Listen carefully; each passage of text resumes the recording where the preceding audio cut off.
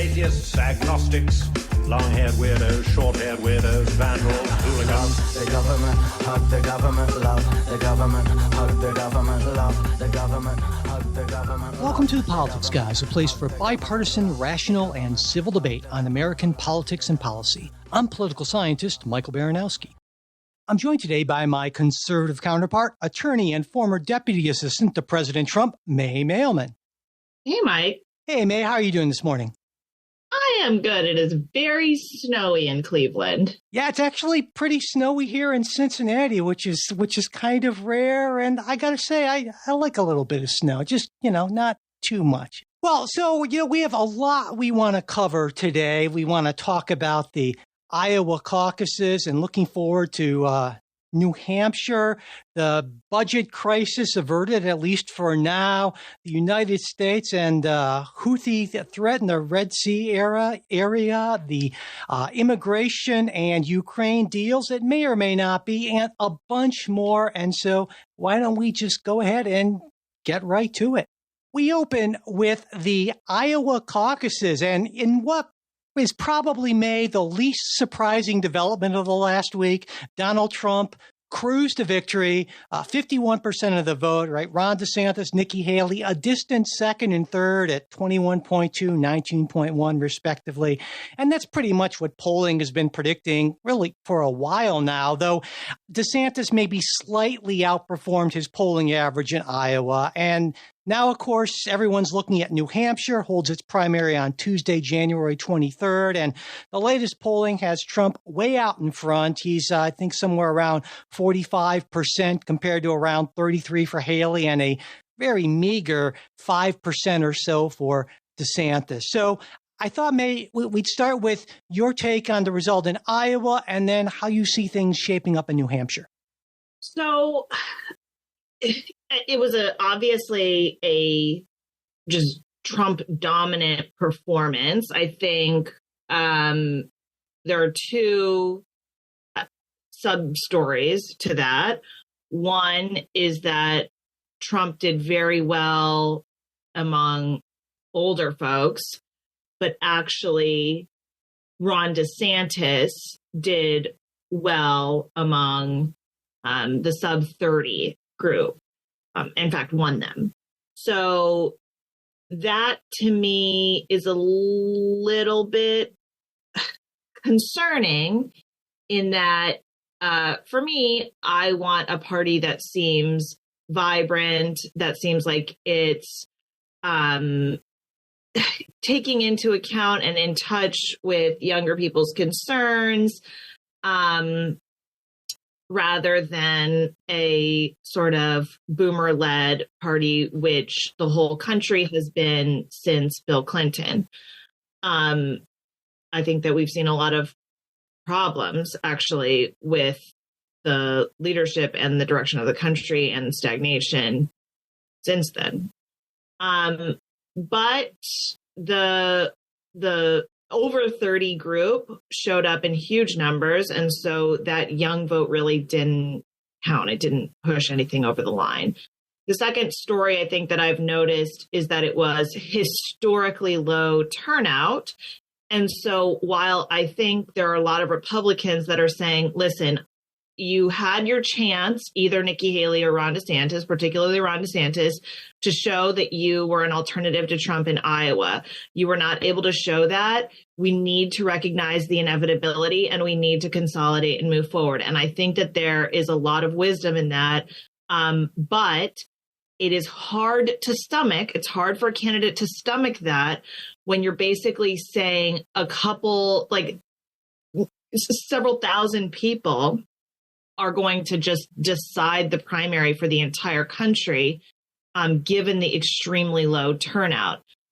So while I probably trend toward the first group of people, which is you had your chance, you didn't do it, it's time to consolidate.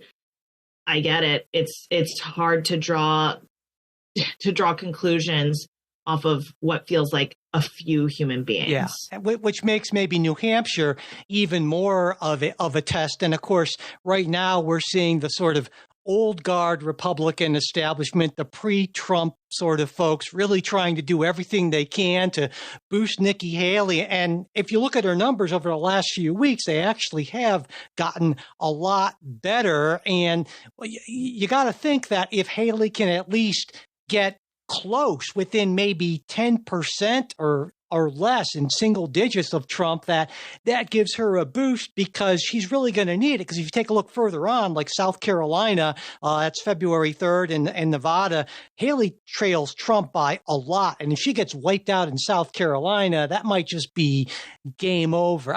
Do you think that, because right now there's this long shot Nikki Haley sort of thing, do you think that's viable at this point? I don't. So I'm a person who I never thought that Nikki Haley is viable, and I do not think that she's viable. Like if you look, so obviously primary voters are the people who are on the conservative to very conservative. And Nikki Haley's been making a real push for Democrats and independents to come out and vote in a primary, but they don't have the muscle memory and they don't have the affiliation with the party. It's just, so if you look at, who's getting the votes of the conservative to very conservative, in Iowa, if you identified as very conservative, 61% went for Trump, 26% DeSantis. Somewhat conservative, 47% Trump, 18% DeSantis. Where does Nikki Haley get all of her votes? The people who identify as moderate to liberal, 63% of those voters voted for Nikki Haley. So those are not Republicans, oftentimes, and they're not Republican primary voters. So Nikki Haley has an appeal as maybe almost a Mitt Romney or a John McCain, which is this middle of the road. I can get things done. I'm fairly competent. And frankly, that has not won for Republicans in recent memory.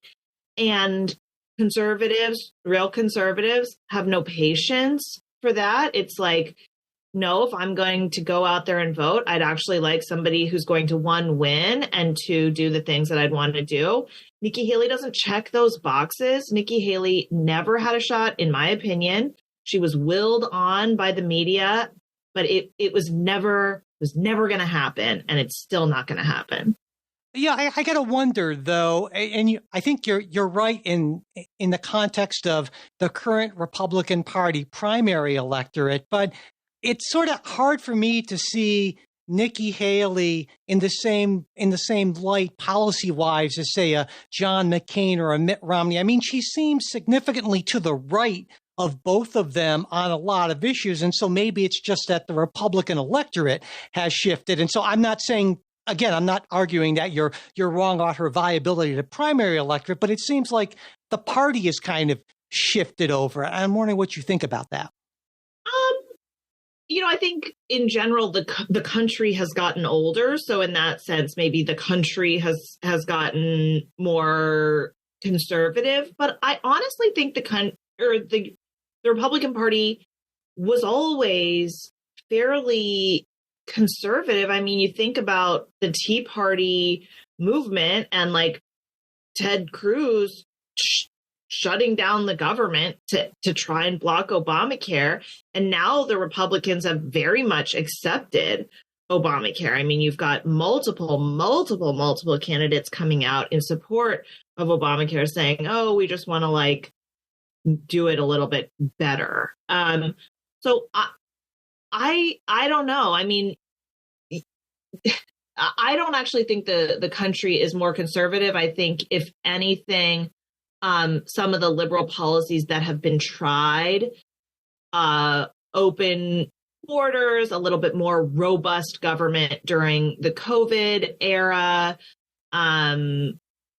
those types of things have turned out to be harmful.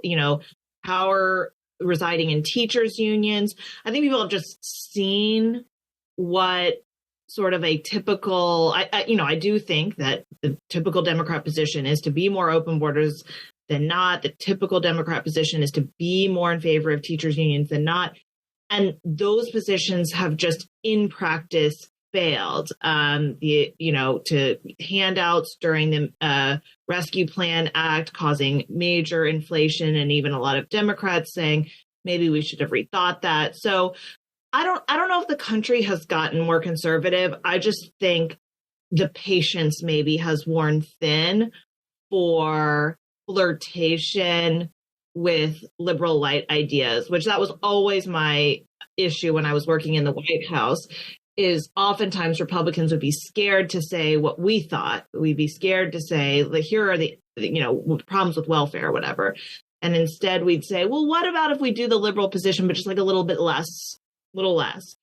And there was this fear of saying what you wanted to do because it just didn't sound very nice. And now I think that fear has dissipated a little bit, maybe because of Trump, but also because we tried it your way. And now I'm going to say, close the border. I'm just going to say it out loud. So I don't know. I think she's just maybe the right candidate for the wrong time. And it, of course, would be weird if I didn't disagree with you fundamentally on the policy stuff and so forth. So, but leaving that aside, I wanted to ask you about something I saw this week. The Wall Street Journal editorial board, after Iowa, the results were in, they urged DeSantis to drop out, saying he's got no clear path.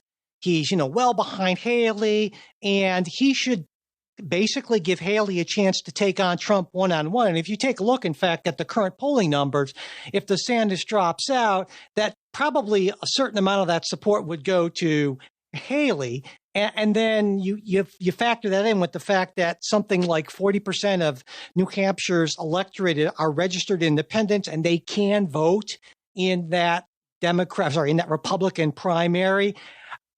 That would perhaps give Haley a chance to make a legitimate case that, based on, like you said, not just a few thousand voters in Iowa, but actually a significant number of people, that she is a real alternative. What do you think? Is Ron DeSantis, at some point Ron DeSantis is going to get out, because I think the Journal's right. He's got no path to the nomination, but I would imagine his pride's going to prevent him from doing that for a while yet. What do you think?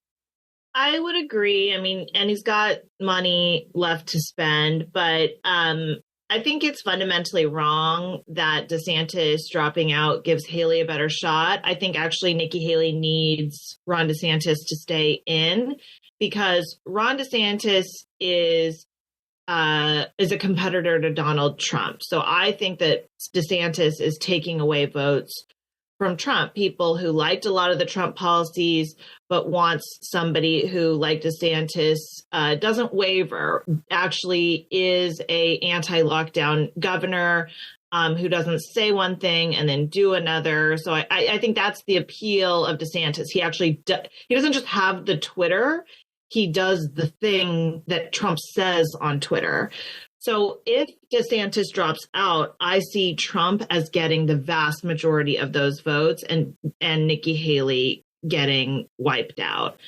So I find it actually a little bit funny when Nikki Haley spends her advertising money going after DeSantis, because she needs some spoiler basically there to soak up votes from Trump. So yes, DeSantis should drop out, but none of this has any effect on Nikki Haley being the nominee. Got it.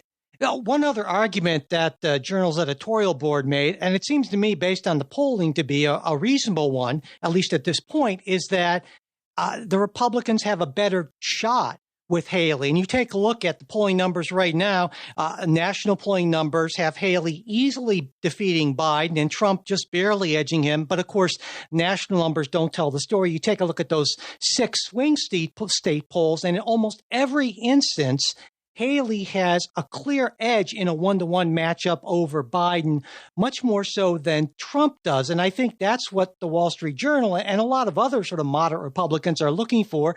What do you think about the electability argument? So the electability argument used to be the biggest one. We are tired of losing. We lost in 2016. We lost in 2020. We didn't I mean, we did gain the House in 2022, but we have a 1-seat majority there, and we didn't win the Senate. Like, this "I'm tired of losing" thing, I think, was what really put DeSantis's numbers almost at 45% polling right after the 2022 midterms. So electability was certainly front and center on Republicans' minds, and it was one of Trump's biggest weaknesses. And even for people, I think, who did feel as though the election was, in whatever sense, rigged, unfair, stolen, Trump was the president who sat there and let it happen. Like, Trump's DHS was the one who was sitting out there censoring conservatives on Twitter. So I think there was a real opportunity to make an electability argument. The problem, of course, is that Joe Biden is so unappetizing to the American people. His approval ratings hover near 30, that you can't make the electability argument. You just can't do it, because any human being, like my dog, it seems like, could beat Joe Biden. So I with no platform, with nothing, it is not possible to make an electability argument against Joe Biden. Well, I see things a little bit differently. Joe Biden certainly would not be my number one choice as a Democrat, but I feel fortunate in that if Joe Biden is to be reelected, I can't think of anyone other than Donald Trump who he might be able to beat. And so I am certainly, even though I guess the downside risk I feel of a second Trump term is much greater, I think the chances of Biden winning are greater if he goes up against Trump than if he goes up against Nikki Haley. That's true. But I think two points. One, I feel like Republicans felt like they tried that. We tried the electable person. We tried the Mitt Romney. We tried the John McCain, and it didn't work. And then we like tried this psychopath, in many people's mind in 2016, and it did work. So like, recent experience does not confirm what maybe common sense would tell you. And then the other thing is, if you're somebody who what you want out of our federal government is a push against leftism, you look around you and you see everything from racial quotas to men are being allowed in girls' bathrooms. Like, you just see in your own space things that you never thought you would see in your lifetime. You don't feel like Nikki Haley is going to do anything about that. And so there's just, yes, she might be more electable, but for what? To gain what? To spend more money in Ukraine? Like, what actually is the benefit there? And I think conservatives it's not motivated. So you see Haley, or maybe more importantly, you think the Republican electorate sees Haley as much more of a reluctant cultural warrior, if you will, than, say, a Donald Trump. Right. It seems to me that Nikki Haley wants to be invited to dinner parties, right? She wants to be on the board of Boeing. She wants to be accepted. There was a clip of her at a recent event where somebody asked, can a man become a woman? And she said, well, I don't think that minors should be getting surgeries, but like, I don't mind how you live your life. And I think that answer might have been okay a little while ago, but I think that conservatives now are like, if a white person were to dress up and act like a black person, we would not accept that in society. Why is this different? And so for her to be scared to say, no, a man can't become a woman, like, no, she just won't say it. She can't say it. She won't say it. That to me is this sign that every single thing that she does is going to be similar, that it's going to be, well, what are people going to think of me if I say, well, it's just true. It just actually is true. So just say the truth. But she can't do it because she is beholden to either whether it's a donor class or a desire to be liked or what have you, that just handicaps her from being the president that Republicans feel as though we need right now. All right. Well, as I mentioned, New Hampshire coming up this coming week, and we will certainly be talking about the results there and the campaign going forward on next week's show. As we're moving on to an international politics story, I thought it would be a good idea to bring in someone who has real expertise in this area, and that's my fellow political scientist who also happens to be married to me, Kimberly Ware. Welcome, Kimberly. Hi, nice to be here. I also appreciate the snow. So let me give some intro here. So U.S. forces this last week have continued strikes against Yemen's Houthi militia, which has been targeting shipping in the Red Sea.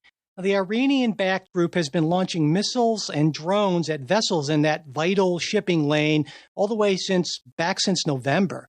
And as Houthi attacks ramped up early this year, the U.S. warned the Houthis that there would be serious repercussions if that activity didn't cease. But it was a warning that went unheeded, and it's resulted in recent U.S. and U.K. strikes against the group. Now, some people believe this may be playing right into the hands of the Houthis, who are hoping for an expanded regional war in the Middle East. And in fact, within hours of the initial U.S. and U.K. attacks, a senior Houthi leader called it the biggest folly in their history. Now, the Houthis have also launched multiple missiles towards Israel, most of which have been intercepted by Israel's air defense systems or U.S. ships in the Red Sea. On January 17th, the Biden administration redesignated the Houthis as a specially designated global terrorist or SDGT entity, and that's a designation that was put in place during the final weeks of the Trump administration, but removed at the beginning of Biden's presidency out of a concern that that designation might make it more difficult to provide humanitarian aid to Yemen.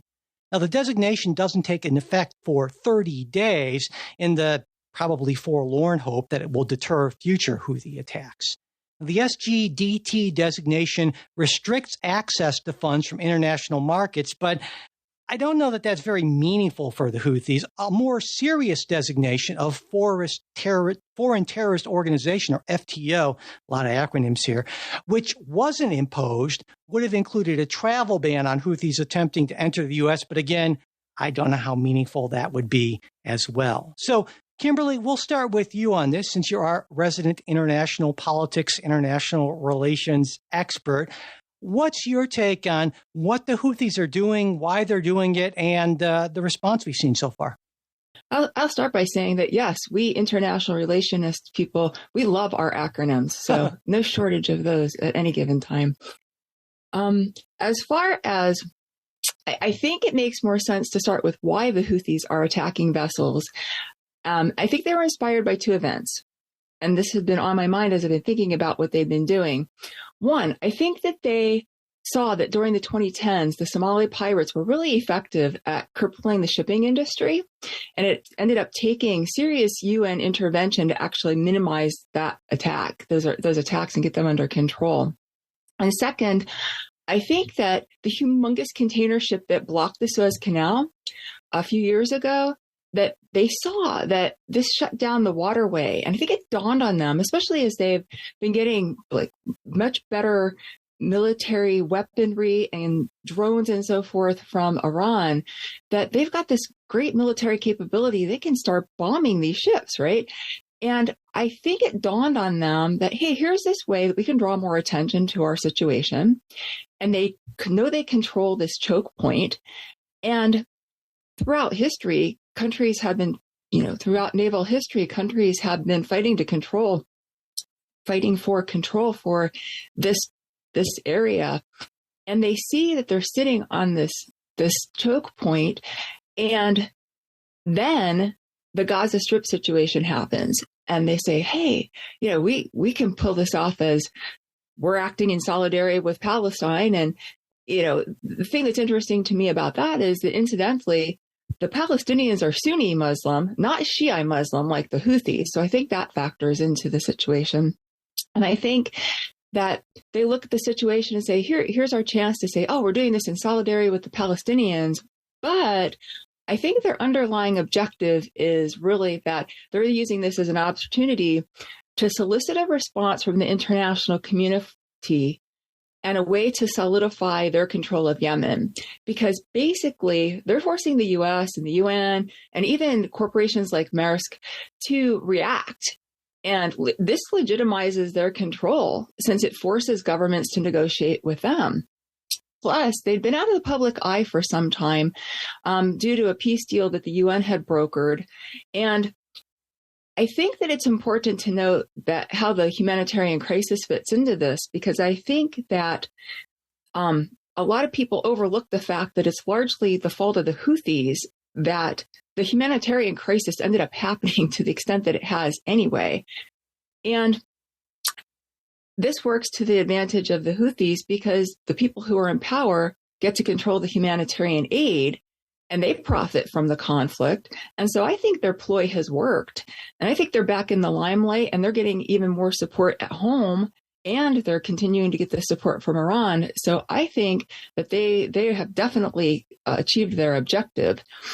Yeah, regarding to say that there's a lot of moving pieces there, and I want to bring you in about I think that gives us a good background as to some of the reasons, the many reasons the Houthis are doing what they're doing.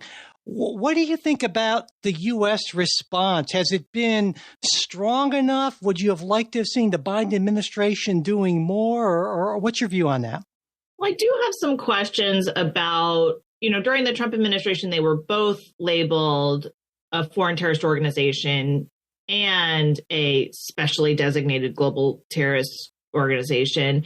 And I think while those sound like messaging devices, they really do carry consequences, especially for people who provide material support to the Houthis. And yet, by only reimposing one, obviously there is, and there was during the Trump administration, and there is currently a conversation about how do you not exacerbate the humanitarian crisis in Yemen. And I do not see just putting one label on them as alleviating or somehow helping that. But I do actually see a messaging harm in addition to a practical harm, which is that it seems, what's the plan? It seems like not a show of weakness, but certainly not a show of strength. And I think that is perhaps what this administration has been facing since the pullout in Afghanistan. It's one of the reasons why there's support for supporting Ukraine, which is that there has to be some U.S. show of strength so that you can deter China, so that you can keep some stability in the Middle East.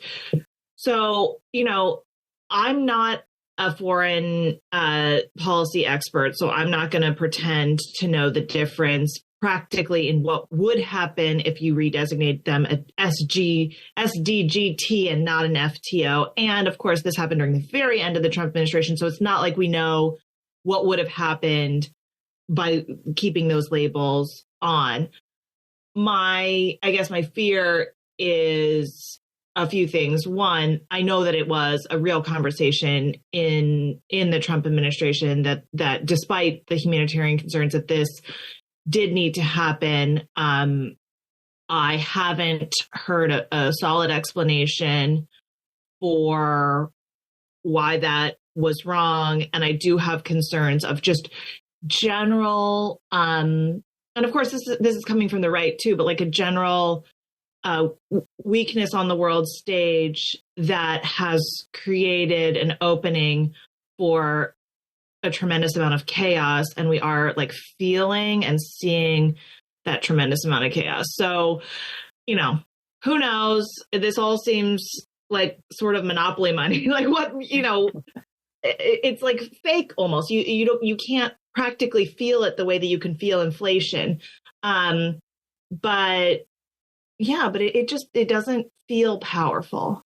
Well, I'd say that Well, it's one thing to throw another designation of acronyms against someone, but it's something entirely different and feels much more powerful to launch cruise missiles and other things against them. And that really is literal projection of power. And the U.S. has been doing a fair amount of that, although from a military standpoint, it's a difficult sort of thing because, of course, the Houthis are pretty battle tested now. They've been fighting for nearly a decade now, and a lot of their launch platforms are very mobile and difficult to hit. And so it's going to be quite a challenge for the U.S. and other allied forces to minimize that shipping threat to the extent that Maersk and other companies are going to feel comfortable getting in there. So, Kimberly, I want to come back to you on this. You have any feel for how this might actually play out? Because I'm trying to get a sense of what exactly would incentivize the Houthis to stop doing this. Now, they're saying that they will stop as soon as Israel pulls out of Gaza, and maybe that's true, maybe that's not. But what's your sense of that? I think that the Houthis, in saying that they're in solidarity with the Palestinians, when those attacks stop, they are still better positioned than they were by not doing anything. And I do think that there are a lot of moving parts here. I think that what's going to ultimately happen is it's going to be a lot like the situation reminds me of other places that the U.S. has done this sort of thing, like what happened in Lebanon with Hezbollah, right? Who now basically run and control Lebanon. And the same with the Taliban, as May had mentioned with Afghanistan, how the Taliban morphed from a terrorist organization to legitimately now running Afghanistan. And I think the big difference is that Afghanistan is in the middle of nowhere, while Yemen sits in a major international shipping lane. And I think that this ties back to the proxy war that's going on between Saudi Arabia and Iran in the area over Yemen, with Yemen having a very large, southern border of Saudi Arabia. This obviously matters to them. And so the Houthis over time have really increased their power within their country. They've increased their domestic appeal. They have a lot more domestic support with this whole call to help the Palestinians. Apparently, their popularity numbers have increased, and this has increased their recruiting at home. And one thing I think it's important to keep in mind, too, is that as Michael, you had mentioned, this has been decades that Yemen the Houthis been in control in Yemen and fighting and controlling larger and larger swaths of the country. And there are people who are 20 years old who have never known anything other than conflict. And so to them, this is sort of like this is how life is. And I think they're just going to continue to endure this. And I think the Houthis are just going to end up taking over. And again, like I said, I think that this situation forces other international entities to negotiate with them, which just solidifies their position. I guess to the surprise of nobody, the Middle East is a mess. It has been for a long time, and it doesn't look like that's going to change anytime soon. And so I am sure we will come back to this in the future. But for now, Kimberly, thanks so much for joining us for this segment. Sure, it was nice to be here. When Mike Johnson became Speaker of the House, and that was just over 3 months ago now, he promised an end to continuing resolutions, but it was not a promise he was able to deliver on because, of course, on Thursday of this week, Congress passed another continuing resolution that extends the government's funding until early March. And it passed with large majorities in both chambers, 77 to 18 in the Senate, 314 to 108 in the House. But I should point out that in the House, Johnson was barely able to get a majority of his caucus.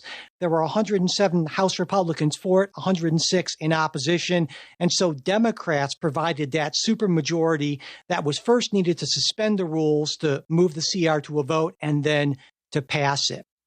And this legislation essentially mirrors the agreement President Biden reached with Johnson's predecessor, Kevin McCarthy. It increases total spending this fiscal year by $28 billion. It boosts defense spending by 3% over last year and holds non-defense spending flat. And that allows defense spending to more or less keep pace with inflation, but represents a cut in real terms for non-defense spending. And now Congress has 6 weeks of breathing space, more or less, to work out the details of the $1.6 trillion spending agreement that they couldn't close the deal on this last week, though given what we've seen in the past, there's sure no guarantee that it will end up getting through the House in particular. And because we've seen conservative opposition being really strong, the House Freedom Caucus called the CR extension, for instance, a total failure. And they did what they could to try to push through some extra things on this CR, like they tried to attach the House's previously approved H.R. 2 border bill to the CR, which would have pretty much guaranteed a shutdown because it wouldn't have passed the Senate. But Freedom Caucus members were clearly not responsive to that argument. One of them, Eli Crane, said, our Speaker, Mr. Johnson, said he was the most conservative speaker we've ever had. And yet here we are putting this bill on the floor this afternoon without conservative policy riders. Talk is cheap. The American people deserve better. But in the end, Johnson bowed to what I'd call the political and, well, I guess numerical realities. He told reporters at one point, hey, we're not going to get everything that we want, but we're going to stick to our core conservative principles. We're going to advance fiscal stewardship. So, May, what do you think about this CR and also the likelihood of an actual budget in, about a month and a half from now? I have no confidence in anything Congress will so it is inevitable that there was going to be CRs for so many reasons. As you said, there is a numerical reality. Republicans control, they have a 1-seat majority. So they control 1/2 of 1/3 of the government. Like you can only push so far. And yet, I think I have this, I'm torn because Democrats and both parties really have used the budget as a weapon to get policies passed, including Obamacare. And so that is the current status quo. And for Republicans to just unilaterally disarm and say, I know that everybody else does it, but we're just going to focus on the budget and we're not going to attach any of our policies and we're not going to try and protect the border. It's hard for a lot of people to stomach. So on one hand, like the Republicans, I feel like at least the Freedom Caucus are dealing in the world of reality where this is what you do. If you're ever going to get a policy through, you have to do it here. There's no other opportunity. But on the other hand, wouldn't it be nice if we went back to a fantasy world, a world that doesn't exist, where the budget really is just about the budget and we can get serious about spending cuts? But from the, average Joe perspective out here, you just see the government continuing to spend exorbitant sums of money, and it almost seems like no one cares so long as they get their policy preference passed. And that's super frustrating because it just cannot be the case that our country racks up continual trillions of debt every year with no consequence. Yeah, and I understand that argument. I don't agree with that argument in certain respects, but if you take a look at the CR, it certainly doesn't really increase spending a ton. And I could see someone making the argument, I think Johnson, in fact, put forward the argument that, listen, all this is true. I'm a real conservative, but you have to understand that if there is a shutdown, it's going to look like we're the ones who instigated this shutdown, and it's going to reflect poorly on us. That's an argument Jay makes all the time, saying shutdowns always hurt Republicans more than Democrats. And you can also say, and if you just hold on for a little bit, hold on for a year, we're going to elect a Republican president. We're going to have the majority in the Senate, and hopefully we'll be able to have a majority in the House. We'll have the trifecta. It's going to put us in a much better position. But you're jeopardizing all of that by taking this particularly hard intransigent line right now. What do you think about that argument? Yeah, I used to be a don't be crazy. Let's just win the House and the Senate and the presidency. So let's do everything we can to not be crazy so that we can do that. And then once we have that, then the world will be a magical place. And yet I remember 2016 through 2018, where the world was that magical place. We had the presidency, we had the House, we had the Senate, and what we passed was a tax cut. And I do think that it was a good tax cut. Like, I think it helped a lot of people. And of course, it's all expiring now. But it just didn't ring true. And it doesn't ring true to people that if you just wait and don't be crazy, then you'll get what you want. So unfortunately, Republicans had 2 years to make their case that waiting was the right thing, and we just didn't. So every year I get a little bit more like, just be crazy, just do it, just try and get what you want, because honestly, if you don't fight for what you want, and oh my gosh, it's a government shutdown, it's not the end of the world. Like, it truly is not. Everyone gets back paid, and the big thing, the parks shut down. Like, it's the middle of winter. Who's going to the parks right now anyway? So it's not that big of a deal. And yes, it is harmful messaging wise, but if you're still fairly far away from the primaries, I mean, we're very far away from November. This is the time to do it. You don't want to do it when you're in September. So I don't know. Maybe we should just be crazy. I understand that argument, but then I'm trying to sketch out sort of a best case scenario for the Freedom Caucus, cut budget sort of folks. And it seems to me, okay, let's say that they push and there's a government shutdown because this policy riders were put in there that aren't going to go anywhere in the Senate.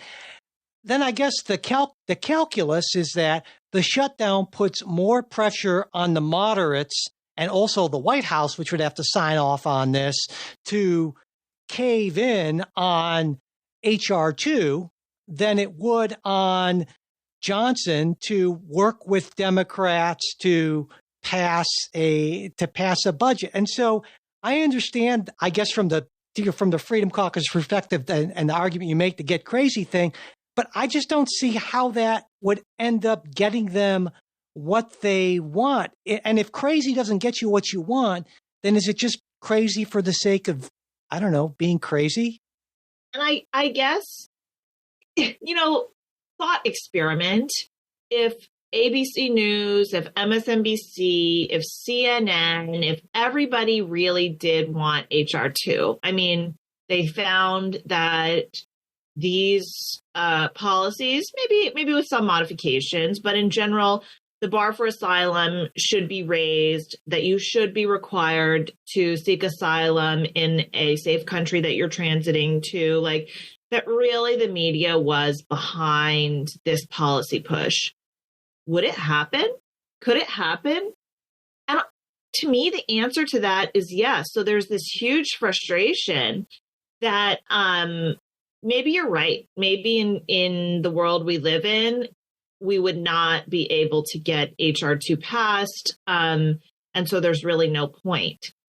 But imagine this other world where we had the entire media pushing for what we were asking for. And then we would, I think, be able to get it passed. And that is the frustrating part, because it's like for Republicans, you see, this is something that's so popular. And sure, maybe there are some modifications that could be made. But I think that there is a general agreement among the American public that the people who are coming in right now and who are staying here and who are not going to their court dates and who are not being removed from the United States, they're not asylum seekers. They are economic migrants. And there needs to be something done about that. I think the American public agrees with that. And I think that the American public would push and be happy with those changes, whether it's through a budget or any other vehicle. And yet you just can't break through. You cannot break through. And that to me is the frustrating part. So you're probably right. We probably won't get the policies that we want attached to this budget. But the reason for that is so frustrating that it's hard to stomach. Yeah, I get it, because I see things a bit differently, more than a bit differently in HR2. But I think both sides, we tend to think that oftentimes the big problem is our messaging and our breaking through, and our policies are certainly popular if they can just get through. In the case of conservatives, the liberal biased mainstream media, or in the case of liberals, different issues. But obviously, I would disagree with that policy premise. But I think in the world we live in right now, I find it hard to see anything that's very strongly based on HR2 moving anywhere before this year is out. And I wanted to kind of maybe segue from that into a little more on immigration, and as well as Ukraine, because they're also often linked these days. And listeners, you might recall that when we made our 2024 predictions a few weeks ago, Jay said he believed that there'd be some sort of deal coming out of Congress in this coming year on immigration and Ukraine aid, linking them. And I said, I don't think that's going to happen in either case. And this week, Speaker Johnson reportedly told the House Republican caucus that there won't be a border deal until there's a Republican in the White House. But then you look on the Senate side and you have Mitch McConnell saying just the opposite, that if Trump is in the White House, that's going to effectively kill any prospects for an immigration plan that could get the votes in the Senate. And so the time to act, if we're going to act on immigration, is now. And Johnson, of course, has pushed the Senate to pass HR2. And we just talked, that's not going to happen in the Senate as it's currently constituted. But also Johnson's made it clear that we're not going to consider any more Ukraine aid without tying it to immigration. And in a way, I have at least a little bit of sympathy for Mike Johnson, because he's in a tight spot, right? His hold on to speakership, tenuous at best. He's got that razor-thin majority you mentioned, May. The right flank is very activist. He has to kind of deal with that. And then all of this comes in the context of Joe Biden trying to work out some kind of deal. This last week, he brought together congressional leadership from both parties to try to revive that plan he put forward a while ago for $110 billion in aid, and that would be $60 billion for Ukraine, $14.5 billion for Israel, and $14 billion for various border security measures. And the larger context here, at least on Ukraine, is that Ukrainian forces are running low on supplies. They're implementing munition rationing, and there are some estimates that Russian forces are firing munitions at something like 5 to 7 times more than what Ukraine can do, with some U.S. military officials saying without additional U.S. funding, Ukraine could suffer significant setbacks or even defeat by this summer. So there's a lot going on here, whether we look at the immigration or the Ukraine part. I'll let you grab this from whatever end you want, May. So I tend to agree with you that there's not going to be a deal. A lot of Republicans, I don't know if they don't want to give money to Ukraine, but they don't want to give it to them in the way that it's currently constituted, which is, I do not see the end goal. Like, tell me where this money fits into a broader strategy in a way that I can tell my constituents. Because right now, all my constituents see is money going out and a stalemate perpetuating. And that's just hard to sell, especially when you feel like there's just not enough bullets to go around as the world is slowly lighting on fire. So Republicans just can't sell Ukraine spending And so I think that it's right. There has to be a give that you can sell to your constituents. The problem is the problem with the border does not feel to be legislative. Having worked in the White House, I can say that a legislative fix would be great. I would love a legislative fix. That said, it's not strictly necessary. We had a border crisis in 2019, ton of children coming over, as you can remember, kids in cages, this whole thing. And we were able to implement administrative policies that, like pre-COVID, so not Title 42, including Remain in Mexico, that were able to significantly limit the numbers. And so it's hard to sell Republicans on, well, we really need this legislative fix when they just remember a few years ago when you did not need a legislative fix. So I just think the sell for Republicans to their constituents is way too hard.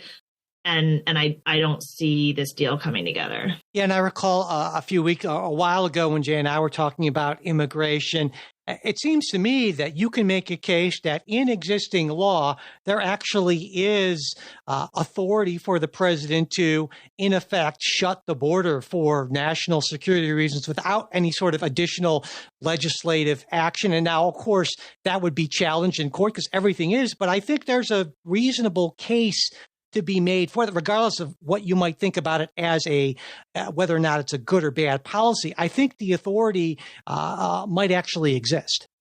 Yeah. I, having dealt with immigration for more hours than I can count, there's splits in the Republican Party. There are splits about, if you're going to have a give on this, whether that includes more guest workers, whether that doesn't. I mean, it's so tremendously complicated that I do think that an administrative Band-Aid until just to get the crisis under control is the only path forward. So then you don't really buy Mitch McConnell's argument, because if the argument is that, well, you can do a lot of this through executive authority, then McConnell's argument kind of falls apart, I guess, at least to a certain extent. Yes. And like I said, I do think that there is room for legislation here. I think the asylum standard should be changed. There were a lot of executive orders that we tried to do and administrative rules in the Trump administration that were challenged, that you could certainly do through legislation, including whether you need to seek asylum elsewhere before coming into the U.S. So there's room for legislation. The problem, of course, is I think border security should be entirely separate from immigration. Immigration is a question of how many people should come here legally? What should those people be? Should they be educated? Should they be not educated? Should they be family members? Should they be workers? Immigration is its own thing, and border security is its own thing. And yet everyone is obsessed with tying those two things together. And I think that we should just think of them as unrelated. But because we cannot, and every time you start talking about border security, all of a sudden now you're talking about amnesty and you're talking about guest workers and you're talking about immigration, because people cannot stop themselves from tying those things together. You cannot have a divided Congress. Like, you just have to have a united Congress that just thinks about border security or just thinks about immigration. And any attempt to try and link the two will fail. So on the Ukraine piece of things, I think you can make an argument, I don't know if I believe it, but that if things get dire enough for Ukraine, Russia starts making significant advances, Ukraine runs even lower on munitions, that maybe that will pressure enough people in Congress to authorize some sort of supplemental for the rest of 2024, even over the objections of maybe some of the Freedom Caucus folks. Do you think that that's a realistic scenario, or are you kind of like me in this regard. I find it difficult to see a scenario in which this Congress, well, at least the House, approves any additional Ukraine funding in before February, I guess, of 2025. So for the next year. I don't think that that's the case. For one, I just don't see that it's going to happen. This is a true stalemate. Russia did not have the gains that it thought it was going to have. The Ukrainians were able to push back. And this all happened really before a tremendous amount of U.S. support. It doesn't seem like the U.S. support has helped the Ukrainians win anything. And so if that's not how it feels, then as, our bullets start running low, it feels like the stalemate is going to continue to exist. I just think the American people are, as they see the Ukrainians say, we can't afford this anymore, that it feels like, okay, well, maybe it's time to stop being at war and find some sort of deal. And deals are bad in the sense that they require some amount of compromise, but that's the essence of a foreign policy. It's not, unless you're just going to go bomb everyone and take over the world, there will be some amount of give, and it's not ideal and it's not appetizing, but it has to be that way. And I just think the Republicans, as it seems like Ukraine becomes more needy, will say, well, you guys say that the problem is that Russia is going to take over Europe. That is the assertion, that if you don't get U.S. supplies, then Russia's going to take over Europe. Then where's Europe? I don't think that Republicans are going to say, aha, well, that means we must give you bazillion dollars. It's just not going to happen. Yeah, I of course see things differently, and partly that's maybe my old Cold Warrior-ness, but I don't think the argument so much that Russia's going to take over Europe, at least that's not something I've heard. Certainly Russia may take over Ukraine, and I have great concerns about allowing that sort of just unchecked aggression to go unanswered, especially given the fact that China, I think, is looking very closely at this. And you can make an argument that, hey, after they saw how we cut and ran in Afghanistan and the disastrous results there, now if we cut and run again in Ukraine, I think China has a reason to think, you know what, are they really going to do anything if we push into Taiwan? Maybe not. I don't think it's a gazillion dollars. I think it's a small amount, all things considered. And I just hope that Ukraine will be able to cobble together enough support from other sources in Europe and around the world to last until what I hope is a more favorable environment for more supplemental funding to Ukraine in early 2025. But we shall see about that. One final thing before we get off this, before we close. I'm wondering, May, I said I feel almost a little sympathetic for Mike Johnson, but in a way I don't, because he knew what he was getting into. So, but do you think he ends up holding on to the speaker gavel for the rest of the year, or is he gonna be out? Because there have already been some Freedom Caucus people saying, listen, he's lied to us too. He's not delivering, and hey, we're happy to boot him too. I think he definitely faces a vote.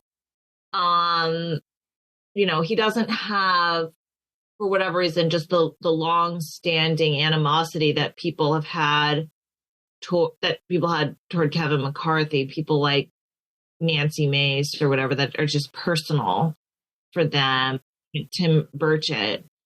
So he definitely faces a vote, and my guess is actually that he survives the vote. Well, I can't imagine that there would be the stomach to try to find anyone else, because it's basically a suicide mission, I think, at this point, given the numbers. So I'm going to agree with you on that. I think that, I don't know if there can be a vote or not, but I think that Mike Johnson remains speaker for the rest of the year. So we'll see about that. Hey, and one more thing before we end this episode. Election season, of course, has now officially kicked off. And I don't know about you, but has your phone started to blow up with texts and appeals and all this kind of stuff for give us money or else sort of thing?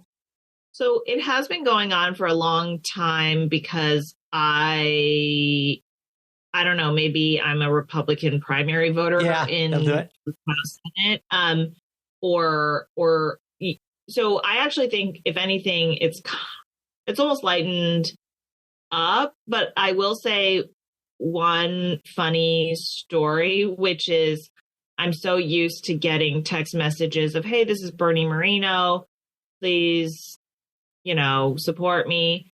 And then one time Bernie Moreno actually did text me, hi, this is Bernie Moreno, and it was such a specific text because it referenced people that we knew. It talked about, his daughter who I know. And I was like, this is very strange. It's very weird. The messaging is getting great. Yeah. Very, really very focused.